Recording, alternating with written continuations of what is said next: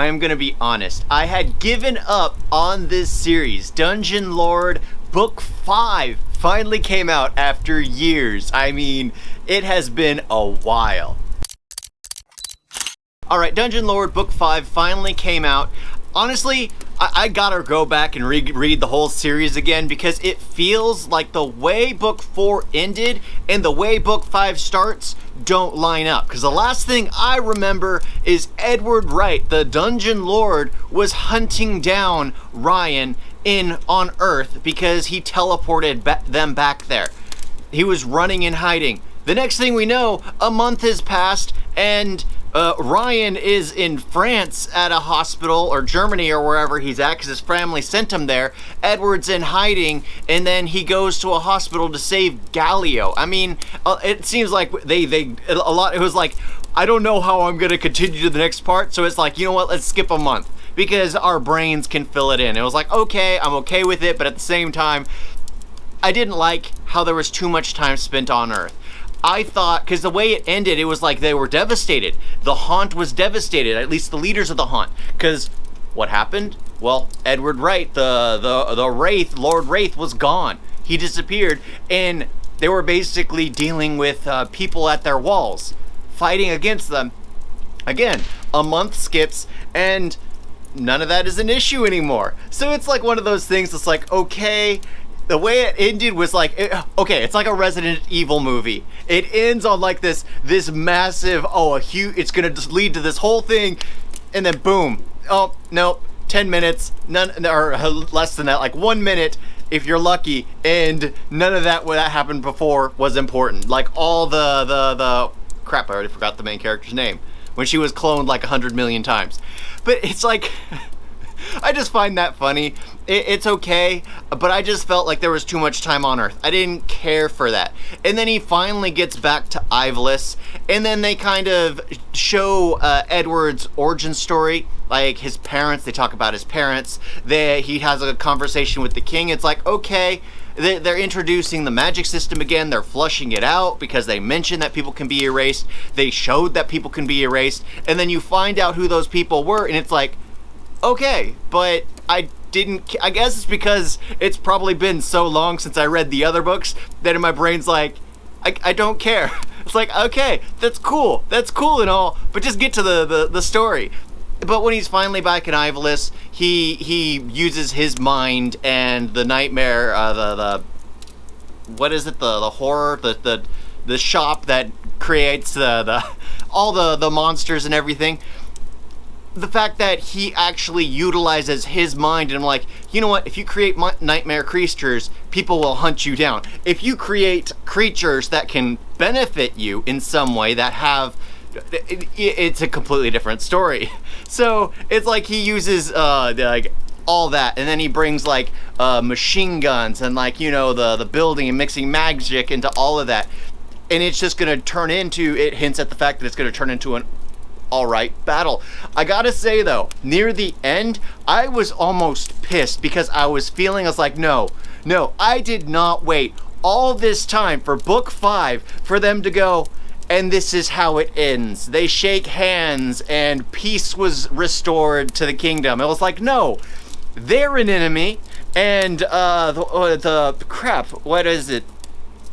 The Mind Brood guy, I forgot his name already, because he's not in it. He's like a shadow figure who's hinted at several times, and it's like he all that, he's the main bad guy. It's like, you're not gonna end it on this where Edward Wright, who's the main character, goes back to Earth with the other guy, and they live on Earth fighting it via video. I mean, I guess that would actually be pretty interesting, where they control the golems and fight against Sephar's Bane?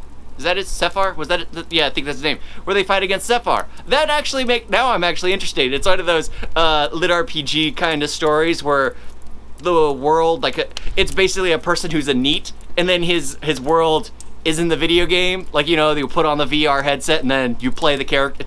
It could have been that. It could have gone that route. Of course, you know everything's real, so it has different stakes. But I digress. I like the fact that he didn't do that. I like the fact that they go off on tangents like, oh, this is what is written in the history books in this kingdom. Because every time they did that, I'm like, no, why? Like when he gets back from Earth to Ivolus, they go off with this character named Francis about how he starts diving for a living, and every now and then when he gets drunk, he remembers the incident and starts realizing that Ivolus might be real, but when he sobers up, it's like, why? But it's like, okay, I guess that was hinting at the fact that, well, Edward Wright's never returning to Earth. I'm hoping so. I don't like that. I think he should cut ties. I think there shouldn't be a thing. Ryan gave him his last help, and that should be it. It should be done from there. I don't want him constantly contacting Ryan. It's just like, oh, can you take out this? Oh, can you take out this? So, other than that, I enjoy how it ended because you know he didn't want what he got. And the post book chapter, it was just it was funny. You got the Queen of Pirates, you got all this extra stuff. I'm liking the series. I really like this series. I was devastated when I found out that it just stopped and I never heard anything about it, and then finally it popped up out of nowhere and I just went straight to it. Now that apparently there are going to be much more books coming out soon, so hopefully that it continues and there's no more long hiatus from this series, and at least until it finishes. It would have pissed me off if this book was the end of the series. It hinted at it near the end, and I'm just like, no, it better not, because I was looking, I was like, there's not many chapters left. It could literally be, like, it wasn't that much of the book left. Because I was like, it could literally be, this is the end. And then they go off, like each chapter is the Edward's future. He spends a chapter on how he spent the rest of his life. Then they have Alder. Then they have Levi. Then they have like every character's story. And I'm just like, please, no. And then it goes on, it's just like, oh, thank goodness. Something happened.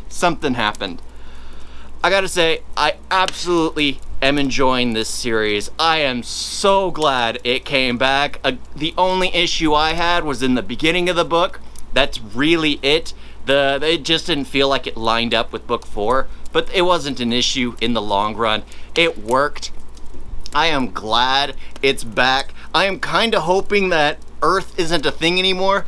I don't like how they can travel to Earth. I gotta say that. I don't like how the kingdom, the holy whatever kingdom, can travel to Earth like that so easily. Because there's like 20 different people who travel to Earth, have Earth technology, and had never so it's one of those things that's just like, that doesn't make much sense. That you poke a lot of holes when you start saying, oh, they traveled to Earth. Now maybe they sent a message, and due to that message, they could send something over. Maybe something like, it would make sense. It was like, oh, you have a demigod transferring living souls back and forth, and gives his power to someone. That makes sense. But when you start going like, no, these mortals have the same power to send souls, summoning, like they mentioned the fact that they had summoned, they would isekai people from Earth to the Ivolus, and they would start getting the power and everything and become heroes and stuff like that. They mentioned that they did that. Now I'm like, oh, okay, that makes sense. I'm okay with that. But then it's like a reverse summoning. We can send people to Earth. I was like, okay, now this is an issue. This is an issue for me, because then it becomes, well, everything Edward has, it means nothing, because you could easily have the information, because you could just look up a lot of that stuff online and then just print out the blueprints, bring it like the assembly line type concepts and things like that with factories. So easy to just bring it over and use magic to assist it. So now talking about it, they kind of poked a lot of holes in the story, but at the same time, I enjoy it. I enjoy following Edward. I enjoy the way he's written, someone who has dark powers. Again, this is a very common lit RPG trope, the one who gets, evil powers and starts doing good deeds. But it's like trying to fight with himself to not do corrupt things. Yeah, I'm just glad it's back. I'm glad it's back. You can poke holes in any kind of story, so don't mind the holes. Just, it is a good book, and I am glad it's finally back. Thank y'all for watching. Talk to you next time. Toodles.